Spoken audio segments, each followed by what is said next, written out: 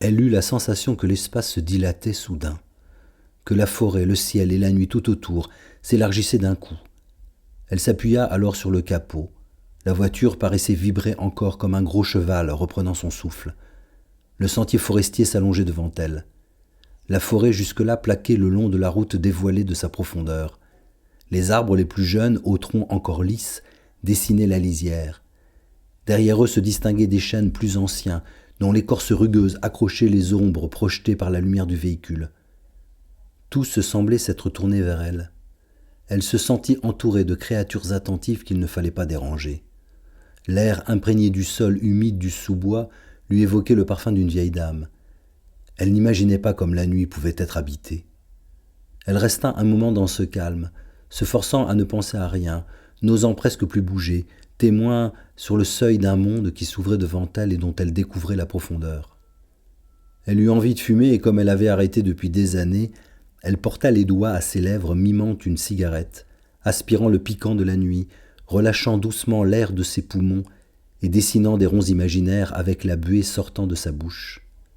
Un instant, elle crut entendre un frottement quelque part, dans l'épaisseur des frondaisons. Elle pensa remonter dans la voiture, mais se surprit à arrêter de respirer pour écouter. C'était certainement le frémissement du vent dans les branches, et le silence se répandit de nouveau. Elle leva les yeux, regarda tout autour d'elle pour prendre davantage encore la mesure des choses, l'étendue de l'instant posé en équilibre entre le passé et l'avenir.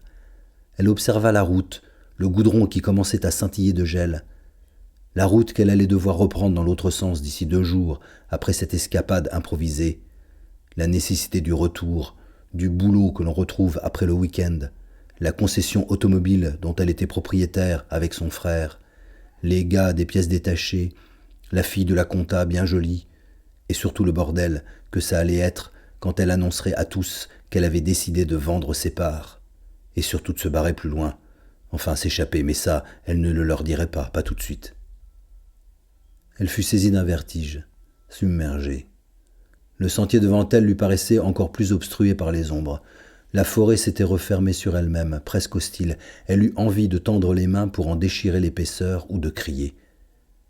Mais c'est alors, sortant de cette porte de nuit, précédée du pas lent de ses sabots, qu'elle vit d'abord son souffle blanc, son mufle qui reniflait, ses naseaux qui s'ouvraient et se refermaient comme des évents, puis toute sa grosse tête chargée de bois, pareille à un vieil arbre. Tranquillement, le cerf s'avançait. Il s'arrêta de l'autre côté du fossé et se mit à boire l'eau des anciennes pluies. Par instants, il levait le museau pour la regarder, puis se remettait à boire. Quand il eut fini, il se redressa, longea un moment la route, et dans l'éblouissement des phares, s'enfonça doucement pour disparaître parmi l'obscurité des arbres. Elle resta debout dans la stupeur, puis les mains agrippées au volant avant de redémarrer, avant d'enclencher la première et d'appuyer sur l'accélérateur. Elle s'était mise à trembler de tout son corps.